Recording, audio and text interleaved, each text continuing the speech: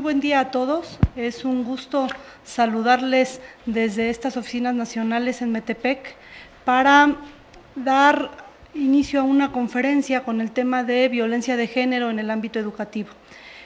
Me permito esta mañana estar acompañada de la licenciada Estíbaliz Soleil Vera Montes, quien es jefe del Departamento de Prevención y Atención del Instituto Nacional de Mujeres, y del licenciado Rodolfo Munguía, quien es director de prospección educativa en la Unidad de Estudios e Intercambio Académico.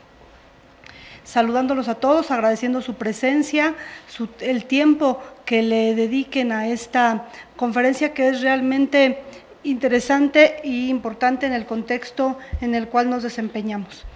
El CONALEP reconoce ante todo la necesidad y la importancia de crear conciencia del respeto entre la comunidad estudiantil y docente, pero también en las autoridades educativas para coadyuvar con esto a la disminución de la violencia de género dentro de nuestros centros educativos. Es por esto que esta mañana nos hemos congregado aquí para proporcionarles a ustedes información relevante en el tema de violencia de género en el ámbito educativo. Sin más preámbulo, me permitiré primero que nada agradecer a nuestra ponente, licenciada, muchas gracias, siempre el tiempo que dedican a nuestra institución y a nuestros estudiantes y docentes es realmente reconocido. Sabemos a veces el esfuerzo que hacen por estar en estas oficinas nacionales y así se lo reconozco y se lo agradezco. Le doy la bienvenida y pues además presentarla ante ustedes. Esta conferencia organizada como parte de las actividades de la Unidad de Estudios e Intercambio Académico con apoyo de la Dirección de Prospección Educativa, como les dije, con el tema de violencia de género en el ámbito educativo. Nuestra ponente, la licenciada Estíbaliz Soleil Vera Montes, es licenciada en Derecho por la Universidad Nacional Autónoma de México. Además, cuenta con una especialidad en Género y Derecho por la Universidad Nacional Autónoma de México. Ha participado en diferentes actividades académicas de promoción y defensa de los derechos de las mujeres y actualmente es jefa del Departamento de Prevención y Atención del Instituto Nacional de Mujeres, el INMujeres. Por lo cual, antes de cederle el micrófono, agradezco a la comunidad estudiantil, docente y administrativa de nuestros planteles que puedan estar siguiendo esta conferencia. Agradezco el tiempo, los saludo desde estas oficinas nacionales y pues me permito ceder el micrófono a la licenciada Estíbaliz Soleil Vera, a quien en representación, por supuesto, de nuestra directora general, la maestra Candita Victoria Gil Jiménez, le saludo y le agradezco nuevamente su presencia en nuestras instalaciones. Adelante, licenciada, todo suyo el micrófono. Gracias. Pues antes que nada agradecer el espacio, agradecer la invitación. Les mandamos una invitación de la presidenta del Instituto Nacional de las Mujeres, la licenciada Lorena Cruz, y vamos a dar paso. ¿Cómo? Para esta conferencia he preparado 3 apartados. De los 3 apartados vamos a comenzar con tipos y modalidades de la violencia para reconocer, saber cuáles son los tipos de violencia, en qué ámbitos se puede presentar y si la podemos medir. También verificar la sensibilización en materia de género.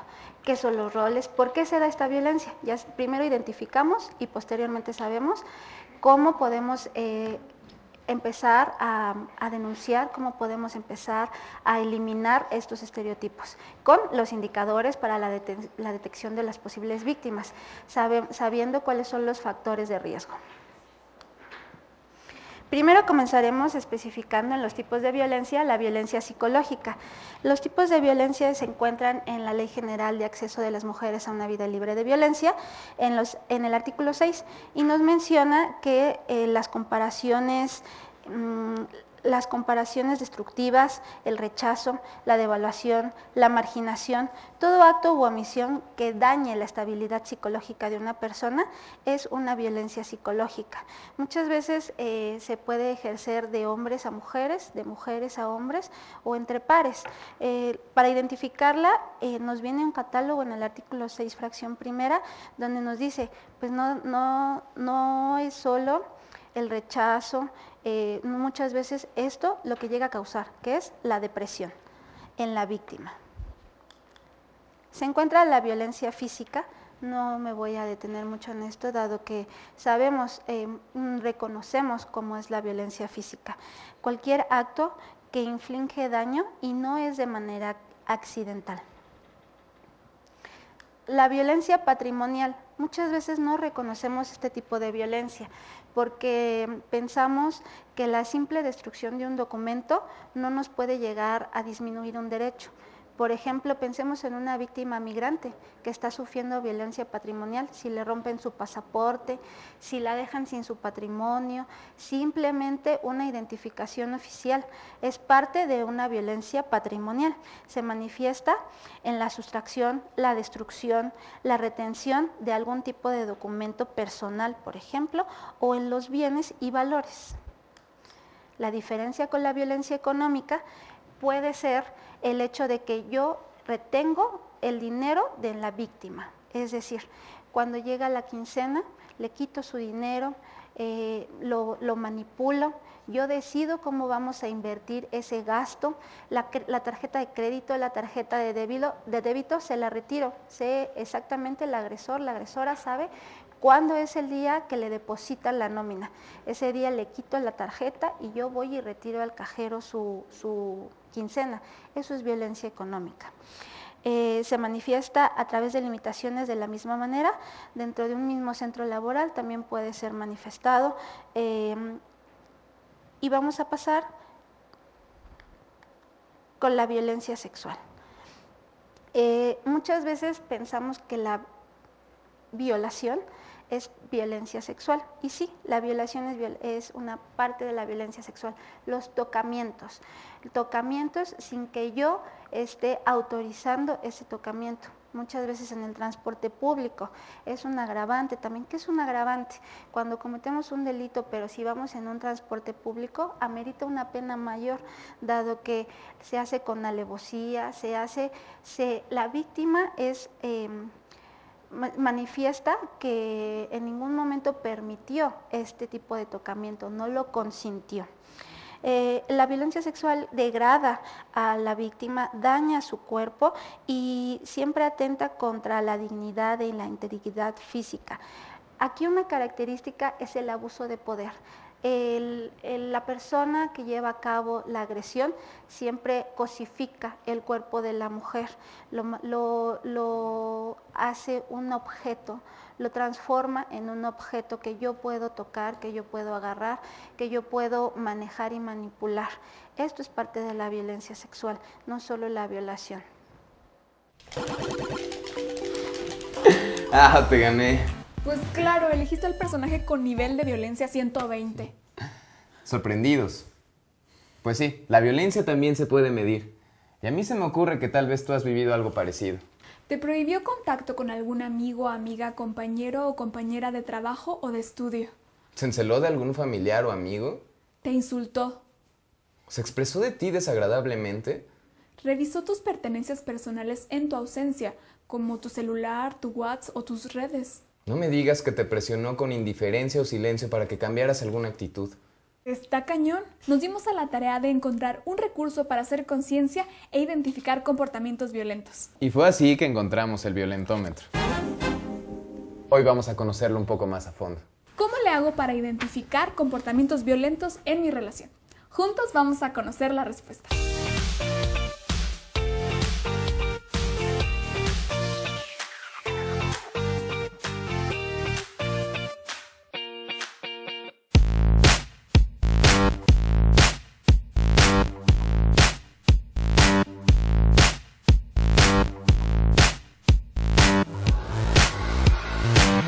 El violentómetro se divide en 3 colores que los especialistas llaman la escala de la violencia. La primera fase es ten cuidado, la violencia aumentará. En esta fase tienes que estar alerta porque pueden presentarse situaciones de control que tú no has identificado. La segunda fase dice reacciona, no te dejes destruir. La tensión está creciendo. Y en la tercera fase, necesitas ayuda profesional. En esta fase te recomendamos que pidas ayuda a un especialista porque tu vida puede estar en peligro y tu salud física y mental puede ser dañada. Mucho ojo. Las manifestaciones de violencia no necesariamente se irán incrementando como se muestra en el violentómetro. Muchas veces la violencia sube rápidamente, ocasionando brincos en la escala. Además del violentómetro, los expertos han diseñado un plan de acción para romper con el ciclo de la violencia. Para platicar más sobre esto, invitamos a Araceli Corona del Instituto Nacional de las Mujeres. Pueden visitar la página dando clic aquí. Muchas gracias por venir, Araceli. No, muchas gracias a ustedes por la invitación. Es importante que los chavos y chavas sepan identificar los comportamientos violentos. ¿De qué manera pueden hacerlo? Yo creo que todas y todos en algún momento de nuestras vidas hemos sido objetos de violencia. Simplemente radica en que no la identificamos o no sabemos identificar. ¿Y qué tipos de violencia hay? La violencia se puede vivir desde el ámbito psicológico, que es con insultos, denigrar a la persona, menospreciarla. Físicos, pues es la violencia más común y conocida, golpes, empujones, todo aquello que nos lastima. La violencia patrimonial y económica tiene que ver en relación con el manejo del dinero, de las tarjetas de crédito, con tus documentos personales como pueden ser pasaportes, tu credencial para votar. Y esto es a lo que se refiere la violencia económica y patrimonial.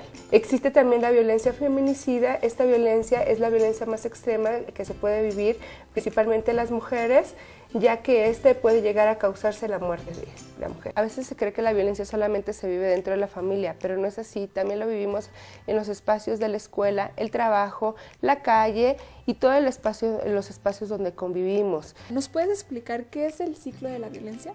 El ciclo de la violencia es un esquema que propuso una autora que se llama Leonor Walker, que es para mostrar cómo se va dando la violencia en una relación de pareja. Esto comienza con una fase 1, que es un episodio de tensión. ¿Qué quiere decir? Que pequeños problemas no se resuelven en ese momento y va creando incomodidad, insatisfacción en la pareja, no se resuelve en ese momento, nos hace sentirnos incómodos. Y va creciendo esto como una bola de nieve. En la fase 2, cuando es el episodio agudo, es la explosión de esos problemas que no resolvimos en su momento, ya pasan a otro nivel y entonces son reclamos que ya muchas veces llevan implícito golpes, insultos, amenazas, incluso con intentos de homicidio, y esto va agravándose cada vez más y más. Después la fase 3 habla de lo que es la luna de miel. ¿A qué se refiere esta fase? Después de un episodio violento, generalmente el agresor se acerca a la víctima pidiéndole disculpas, diciéndole que jamás va a volver a suceder una cuestión así, que va a cambiar y la puede llenar de regalos, la puede invitar a flores, invitarla al cine y dice que esto jamás se va a repetir. Sin embargo, quiero decirles que esto se vuelve a repetir y con más episodios más constantes y las formas de violencia ejercidas cada vez son más difíciles y más fuertes y más difíciles de romper. Y lo único que ocurre es que este círculo cada vez se va cerrando más como un embudo donde las situaciones de violencia se van dando de manera más constante y las formas de violencia cada vez son más extremas. ¿De qué manera se puede salir de ese círculo? 1, primero, reconocer que vives una situación de violencia. 2, buscar apoyo con una persona a quien tú puedas confiarle la situación. Y 3, acercarte a profesionales especializados en atención a este tipo de violencia. Muchísimas gracias, Araceli, por venir, dedicarnos tu tiempo y todos tus conocimientos para entender mucho mejor acerca del ciclo de la violencia. Finalmente, yo sí quisiera reiterarles que si en un primer momento no encuentran la ayuda que necesitan, no desistan, hay otras opciones. Perfecto, muchas gracias. Muchísimas Gracias, hasta luego. ¡Adiós! Adiós. Bye. Nadie me grita. Nadie me toca. Nadie me insulta. Nadie me pega. Únete y ponle punto final a la violencia.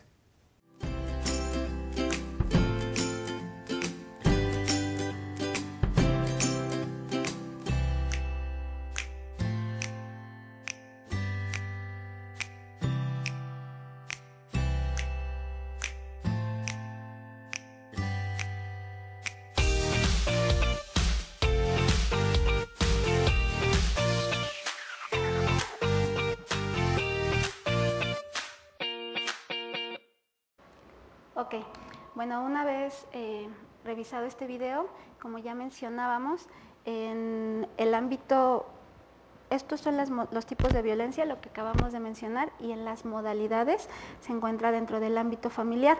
La característica del ámbito familiar es que el agresor tenga o haya tenido una relación de parentesco.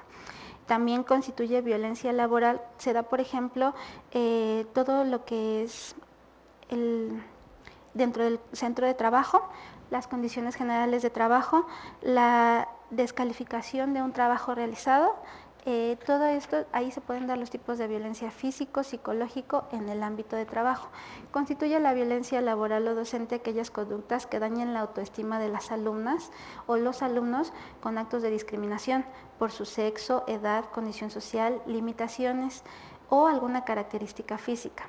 Son en la comunidad también se encuentra la modalidad de actos colectivos o individuales que transgreden derechos fundamentales de las mujeres. De nuevo vemos lo que es el círculo de la violencia. Queremos decirles, está la fase de tensión, la fase de violencia y después la fase de la luna de miel. Como ya lo mencionábamos, siempre va a haber una fase de violencia en la que estalla todos estos insultos, estas agresiones, estos golpes, para después decirme cuestiones como lo siento mucho, no volverá a pasar, perdóname, no lo hice con intención, o si tú hicieras tal cosa, o si hubieras hecho lo que yo te mandé, pues no hubiera habido ninguna agresión, ¿no? Esto siempre va a aumentar, es por eso que les pasábamos lo del violentómetro, para que ustedes vieran cómo las bromas, las mentiras, la culpabilización, lo que les decía hace un momento de descalificar, de la ridiculación, las comparaciones, todo esto es parte de una violencia. No existe un único factor causante de la violencia. De hecho, los resultados del ENDIRE de 2011 nos mencionan que 63 de cada 100 mujeres de 15 años y más que residen en el país han experimentado por lo menos un tipo de violencia de los que les hemos mencionado, ya sea psicológica, física, emocional, sexual o económica. Han sido ejercidas por parte del agresor, que muchas veces es la pareja, esposo, novio o algún familiar. Les decía, ENDIRE 2011. Han sido cerca de la mitad de total de las mujeres de 15 años, que representan el 47% de la población, datos del 2011, que tienen o tuvieron al menos una relación de pareja, ya sea noviazgo, vivieron juntos o una relación de matrimonio. Que han enfrentado agresiones del esposo. Muchas mujeres, el 45%, declararon que al menos una vez han sido agredidas de diferentes formas. Históricamente, por eso es violencia de género, las mujeres han sido relegadas al ámbito privado, al ámbito de la casa, al ámbito en el que las decisiones que tomamos son de la familia. Por eso esto es una forma discriminatoria y se ha reflejado en la parte de la remuneración. Por eso no tenemos salarios iguales, por eso hay una discriminación laboral, porque ya cuando salimos a la parte pública es cuando tenemos más problemas para que seamos aceptadas y haya condiciones salariales iguales. De esa posición que ocupa la mujer, la familia, la pareja, he aquí el segundo tema de los roles y los estereotipos. Se asignan algunos roles, se ha ido cambiando poco a poco todo esto gracias a la perspectiva de género, porque se nos ha relegado a la parte de mamá, de cuidadora, de la persona que toma las decisiones de la familia, la persona que se dedica a la subsistencia de las hijas e hijos, y en cambio ya cuando salimos a la vida laboral, cuando ya estamos en la parte pública, se nos restringe, se nos relega. Muchas veces decimos la parte del techo de cristal, ¿no? ¿Cuántos directores generales o directoras generales hay? ¿Cuántos presidentes municipales? ¿Cuántas presidentas de gobernadoras, perdón? ¿Cuántas gobernadoras hay en el país?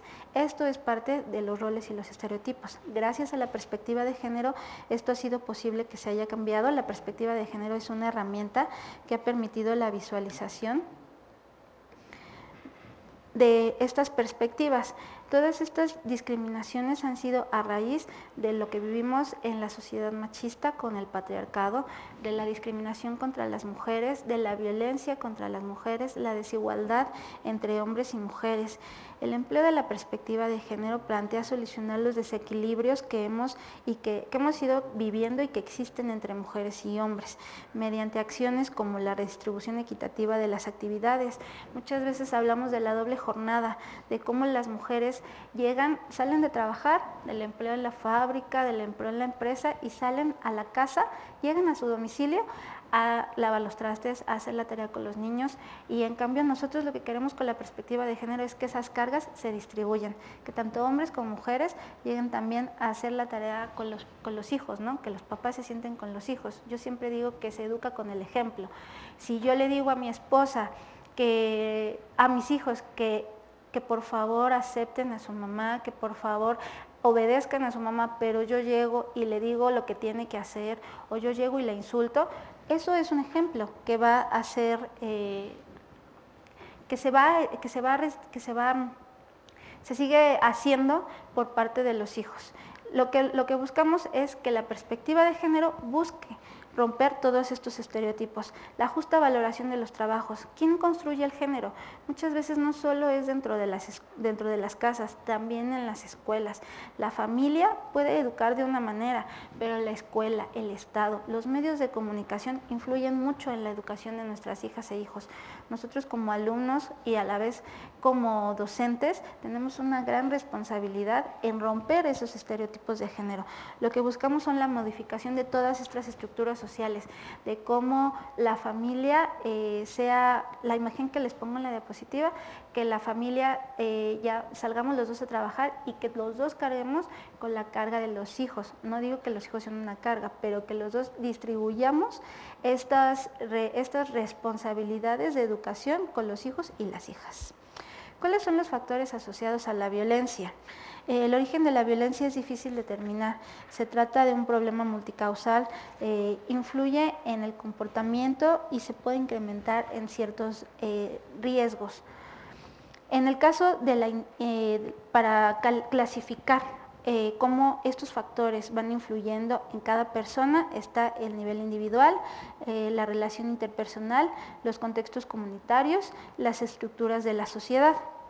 A nivel individual comprende los factores biológicos de historia personal que se determinan entre las características demográficas, la edad, el sexo, la educación, los ingresos, los trastornos psíquicos o de personalidad que tienen las familias.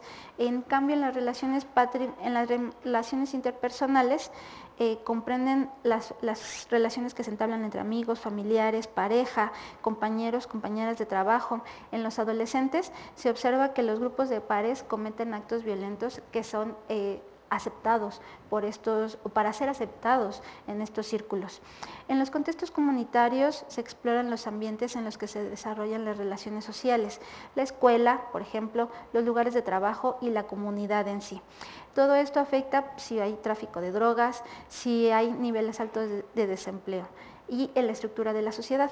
Se determina cómo se alienta o se inhibe la personalidad violenta de una persona, el bienestar de hijos e hijas, cómo se cuida en la familia, la violencia que se presenta en todos los niveles, desde la individual a la social, es un concatenamiento de hechos que hacen que esta persona sea violenta o sea la víctima, que sea más o que sea menos violenta. ¿Y cómo podemos medir todos estas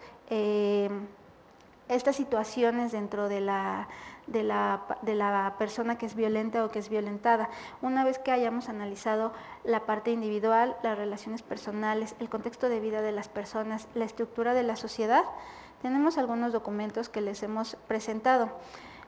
Para estos indicadores para la detección de víctimas es importante que nosotros busquemos, por ejemplo, el bullying. Es un tipo específico de violencia. En la diapositiva que ustedes están observando en la página, en el documento de en medio, es uno de los que nos dice la discriminación, la intimidación o maltrato escolar de forma repetida y sostenida en el tiempo con la intención de humillar y someter, a través de agresiones físicas, verbales y psicológicas, así como sociales. El bullying se manifiesta en comportamientos o conductas repetidas y abusivas con la intención de infligir daño por parte de una o varias personas. La víctima no es capaz de defenderse a sí misma. Para que una situación de violencia responda al concepto de bullying debe de presentar ciertas características. Es intencional, hay una relación desigual o de desequilibrio, la víctima se percibe vulnerable, desprotegida y los recursos del agresor o la agresora algunas veces vienen del ambiente, dado que es apoyada, alentada o permitida por sus compañeros o compañeras. Siempre debe ser una relación entre pares, entre iguales, entre estudiantes y no son un hecho aislado, es repetido y es constante. Puede padecer o ejercer un alumno en determinado momento. En cuanto a la repetición, son comportamientos abusivos recurrentes. Siempre hay un desequilibrio de convivencia, hay una falsa jerarquía de poder en las relaciones interpersonales, hay indefensión. Muchas veces la incapacidad del alumno víctima de defenderse hace que el alumno victimizador sea más irritante y constante en sus burlas, en la parte de la violencia física. Y la parte de la colectividad. Siempre hay alumnos o alumnas que alientan o que repudian estos actos, pero no hacen nada por intentar eliminarlo. ¿Cuáles son los sujetos del bullying? Los sujetos, la víctima estudiante, muchas veces esta víctima puede ser discriminada por su color de piel, por su estatura, por su tipo de cabello. Sus intereses particulares pueden también ser parte de una característica de la cual el bullying es la característica que hace que el estudiante que la agrede sea insistente en esa situación. La nacionalidad, la religión, la identidad de género o la orientación sexual. El agresor estudiante es de lo que va a tomar para hacer burla de esa situación. En ocasiones si usa un aparato ortopédico, si tiene una discapacidad. Es posible, en caso del agresor estudiante, que haya sido testigo o que sea víctima y ahora es revictimizador. Si nosotros detectamos que en el ámbito de la violencia familiar este alumno agresor vive violencia, puede ser por eso que esté llamando de alguna manera la atención y por eso esté revictimizando a sus compañeros, victimizando a sus compañeros. Es una forma de pedir ayuda. En la parte del agresor estudiante tiene influencia sobre otras personas, es manipulador y puede ser un líder. Es impulsivo, es confrontativo, carece de empatía y se le dificulta el autocontrol. No tiene amigos, tiene seguidores que siempre están alentando la situación, siempre están detrás de él o de ella. Y están los copartícipes activos. Como yo les decía, la comunidad estudiantil puede alentar o puede decidir no querer esta situación. Muchas veces son pasivos estos estudiantes. Hay una relación entre los agresores y las víctimas. Tienen estímulos en la parte de las risas, por ejemplo, o otras manifestaciones. Incluso pueden llegar a apoyar abiertamente esta situación de bullying, esta situación de agresión. Y en el caso de los copartícipes activos, tienen temor las víctimas y para no ser ellos los que son agredidos, prefieren dejar seguir la agresión. Ellos pueden denunciar, pueden hablar, pero sienten miedo, no sienten confianza a acercarse a sus superiores, a los docentes, para poder solicitar ayuda. En las manifestaciones, aquí tenemos otro documento en el que también se pueden checar todas estas situaciones. Pueden ser verbal, puede ser física, psicológica o sexual. En la parte verbal encontramos insultos, encontramos burlas, rumores, apodos, menosprecio. Se manifiesta a través del lenguaje. De igual manera que otras formas de violencia, busca lesionar a la víctima con el lenguaje. De alguna manera el insulto, la calumnia, la difamación se presenta o va concatenada con las agresiones físicas. Pueden dañar la reputación social de la víctima. En la parte física pues se encuentran los empujones, los puñetazos, patadas, golpes, muchas veces también la destrucción de las pertenencias. No agredo directamente al niño o a la niña, pero destruyo sus cuadernos, destruyo sus mochilas, le menciono que este daño puede ser causado a ella o a él si no hace esto o si no aquello o si no permite alguna situación.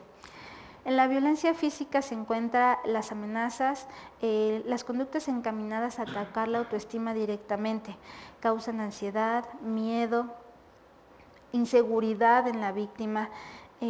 Muchas veces se busca alentar la exclusión. Buscamos con la violencia psicológica que esa persona vaya relegándose, vaya dejando las actividades que estaba realizando, se vaya haciendo más pasivo.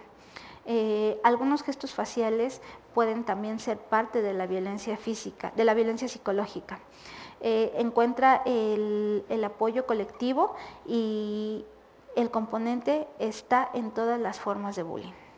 En la parte sexual se encuentra la coacción, los tocamientos inapropiados, los tocamientos no permitidos, una presión constante para que la víctima sea o permita hacer ciertas cosas, que permita los besos, las caricias. Algunas veces se ha llegado a presentar hasta la visualización de pornografía, son obligados a ver esta situación. Esto también es parte del bullying. Es una manifestación que involucra comentarios, insinuaciones o amenazas con un contenido sexual.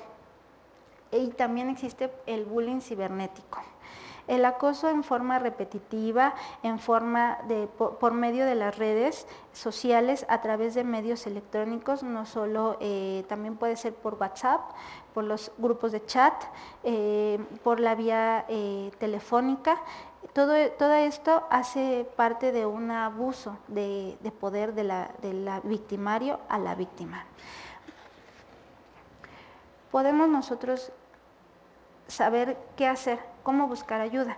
También necesitamos algunos lugares, algunos teléfonos, algunas rutas donde podamos encontrar algún tipo de ayuda psicológica, ayuda donde podamos saber dónde denunciamos o si necesitamos refugio.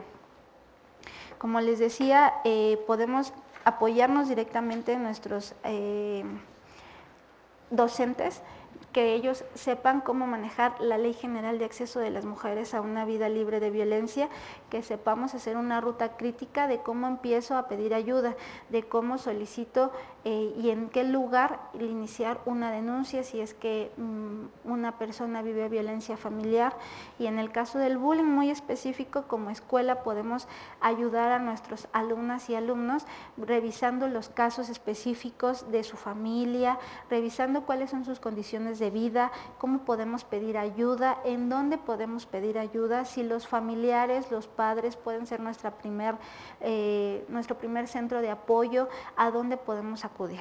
También se encuentra lo que es el 911, el número de emergencias nacional que estamos impulsando, que nosotros podemos llamar ahí y saber y decidir qué es una emergencia. ¿Cómo decidimos qué es una emergencia? Si es una emergencia médica, si es una emergencia de seguridad, si es una emergencia de protección civil o si son algún tipo de servicio público que requiero. El 911 me va a cubrir todas estas situaciones posibles, como vemos en las diapositivas. Algunas veces el apoyo psicológico de abuso sexual, que como decíamos empieza por los tocamientos, podemos llamar al 911 para dar una primer contención de apoyo de contacto para esta víctima. Y si no encontramos ayuda en el 911, podemos revisar el el micrositio del Instituto Nacional de las Mujeres, se denomina Vida sin Violencia, y de hecho nosotros tenemos mecanismos estatales en cada uno de los municipios, en cada uno de los estados, que podemos acudir. Si yo como profesor me encuentro con un caso de bullying, ¿qué puedo hacer? ¿Cómo puedo pedir ayuda? Puedo llamar al 911, puedo meterme a esta página del Instituto Nacional de las Mujeres y buscar mi mecanismo más cercano. Hay uno en cada estado, y ellos también tienen atención psicológica, atención jurídica, que nos puede dar un recurso, que nos puede dar acceso a una primera atención dentro de mi estado, dentro especializado. A lo mejor decimos el 911 es nacional. Estamos apoyando a que todos y todas vamos a tener este apoyo a nivel nacional en el 911, pero yo como docente me doy a la tarea de buscar un sitio específico donde pueda acudir en mi estado, puedo acudir al micrositio de Vida sin Violencia. También se encuentra el 01800 Háblalo, que es una página de la Secretaría de Gobernación CONAVIM. Ahí podemos también solicitar ayuda, es un 01800 gratuito. Podemos también, y lo mismo, hago mucho hincapié en el apoyo de primer contacto, porque muchas veces no sabemos cómo atender a una víctima que acaba de ser violentada. No sabemos cómo podemos atender un primer abuso sexual o una primer violación. En el 01800 que les acabo de mencionar, o en el 911, hablamos directamente y ahí nos van a dar la contención que requerimos y nos van a canalizar alguna situación médica de primera atención, de primer nivel, alguna situación de un refugio que requiera la víctima.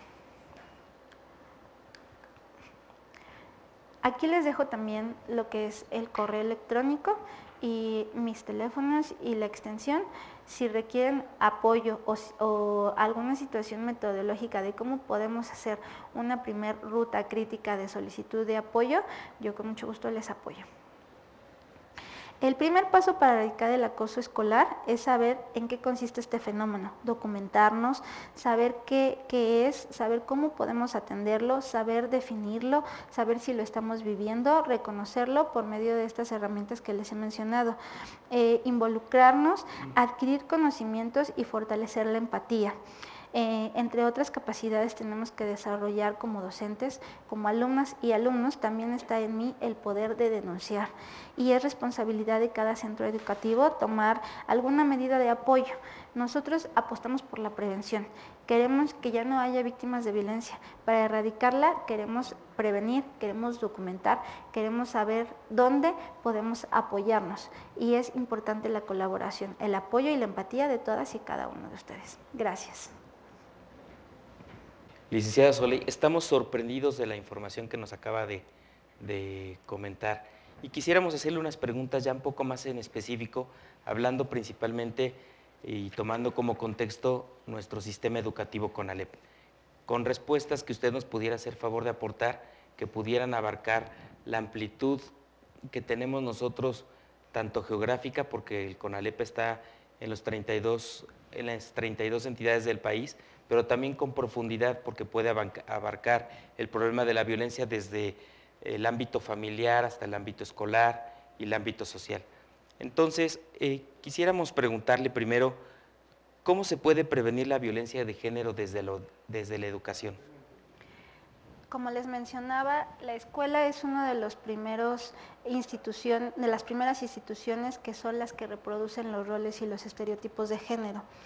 Por ello, es importante que las y los docentes puedan buscar alternativas para, primero, detectar cuáles son las personas que viven violencia. Muchas veces mis alumnas y alumnos viven violencia, y también mis compañeras y compañeros de trabajo. Son dos vertientes muy distintas. Por ello, primero debo de canalizar, primero debo de detectar ¿cuáles son las personas que viven violencia? Si mis alumnos o alumnas viven violencia, van a representar lo que viven en sus hogares dentro del mismo ámbito de la escuela. Por ello es importante que si vemos una persona que está siendo agresora, como les mencionaba, y determinamos que dado su contexto de familia está siendo violentado, nosotros podamos pedir ayuda y podamos canalizar posteriormente, por ejemplo, a la instancia DIF, que son los que nos apoyan en todas las instituciones de las y los menores, ¿no? En el caso de que yo viva o detecte que alguna de mis compañeros o compañeros vivan violencia, ¿cómo puedo apoyarlos? Yo les mencionaba dentro de los mecanismos de acceso que nosotros podemos buscar para que en cada uno de nuestros estados solicitemos apoyo psicológico y jurídico, que nosotros primero observemos a las y los alumnos, que no seamos indiferentes a todas estas situaciones, que podamos observar y detectar los posibles casos de violencia. Si son, muchas veces los agresores están viviendo violencia y por eso están llevando a cabo estas situaciones de violencia. Si yo observo que una persona es víctima de violencia, porque estoy observando también cuestiones físicas de abuso, lesiones, moretones, cuestiones, si yo le pregunto, ¿por qué no me acerco a preguntarle a mis alumnas y alumnos si se encuentran bien? Si me dicen, muchas veces decíamos, pues es que me pegué con la perilla de la puerta y no es un moretón redondo, por ejemplo, pues ir más allá, poder ser empáticos con nuestras alumnos y con nuestros alumnos. Y en el caso de las y los compañeros de trabajo, simplemente dejarle el número telefónico para que ella o él puedan pedir ayuda. Los hombres también viven violencia, los hombres también son violentados, aunque de menor manera. Históricamente y estadísticamente las mujeres somos el grupo vulnerable. Pero si un hombre no denuncia que está viviendo violencia, tampoco va a poder pedir ayuda, tampoco va a poder solucionar esa situación. Tal vez dejarle el teléfono para que nosotros podamos ayudar en la prevención. Muchas gracias, Soleil. Y ahora hablando de esa responsabilidad que tenemos nosotros como una institución educativa, pensando nosotros que tenemos jóvenes adolescentes, la gran mayoría de ellos en edades entre los 15 y 18 años, ¿qué otros aspectos debería de considerar un programa contra la violencia institucional? Bueno, primero yo aspiro a que todos los CONALEPs tengan un programa de trabajo en el cual podamos detectar, atender o canalizar a todas estas víctimas, que nosotros sepamos cuáles son las primeras estrategias que yo como docente puedo llevar a cabo, implementar, realizar. No les pido que se salgan de su marco institucional, no les pido que dejen de lado su programa de trabajo, les pido que también cumplamos con una cuestión de derechos humanos, con una cuestión de metas del milenio, con una cuestión que nos marca el Plan Nacional de Desarrollo y hasta a su vez nuestros programas sectoriales, y que es una cuestión hasta cierto punto administrativa, porque sé que muchas veces van a canalizar todas estas situaciones de violencia, que no les van a poder dar seguimiento, pero que la institución a la que lo canalicemos sí. Si nosotros primero implementamos un programa de trabajo en el cual yo detecte cuáles son estas posibles casos o estas posibles víctimas y después a dónde las voy a canalizar, en dónde voy a pedir ayuda, también yo me respalde como escuela, como docente, como trabajador o trabajadora, mencione en un acta, en un formatito que nosotros hagamos muy básico. En los materiales que les presenté vienen algunos formatos que no son los que implementamos en las escuelas, no son los que tenemos en México, pero que a mí me puede servir como un primer ejercicio para saber a dónde acudo, a dónde denuncio, a dónde canalizo. De acuerdo. Y independientemente de esta estrategia que por lo visto tiene 3 etapas, que es identificar, luego canalizar y después atender, ¿cuál sería entonces el papel del docente para poderle dar una atención más humana y menos sistemática, sino más cálida para los alumnos? El docente vive día a día con los alumnos, ella o él los conocen.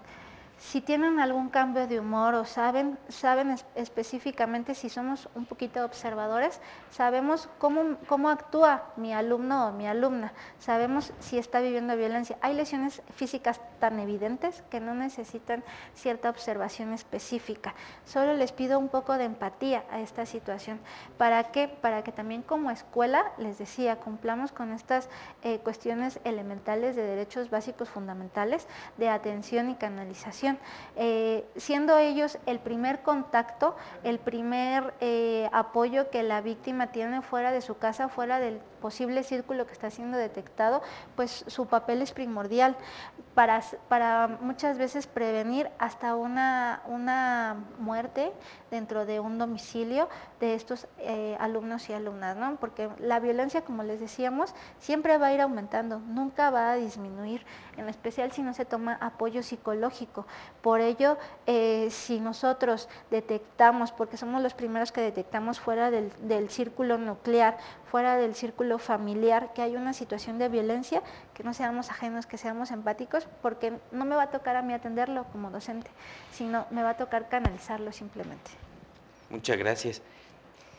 Partiendo entonces de esta información, ¿usted cree que, de acuerdo a su experiencia, cuáles serían los principales motivos de la violencia de género que se produce en la escuela?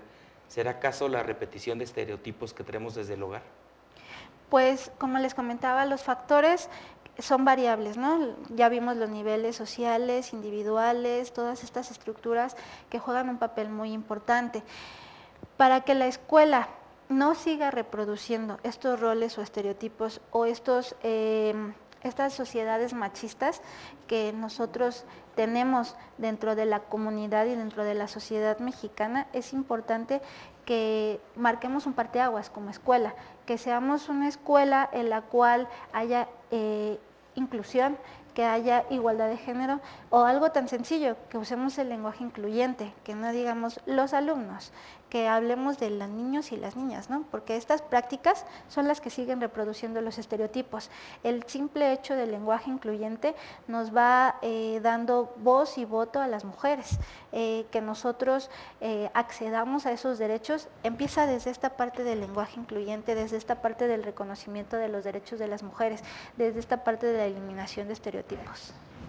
Perfecto, pues muchas gracias. Quisiéramos agradecerle nuevamente a la licenciada Estíbaliz Soley Vera Montes el haber estado con nosotros, el haber compartido la información que amablemente preparó para nosotros y principalmente la disposición con la que muy amablemente nos hizo esta exposición para nosotros. Queremos agradecer nuevamente en nombre de la directora general, la maestra Candita Victoria Gil Jiménez, el haber estado hoy con nosotros, el haber puesto atención a este problema que nos está generando la violencia en todos los sistemas educativos, pero principalmente la violencia de género que nosotros, como lo comentaba la experta, podemos nosotros reproducir sin darnos cuenta. Muchas gracias a todos, gracias nuevamente a nuestra invitada del día de hoy y esperamos verlos pronto en un siguiente documental.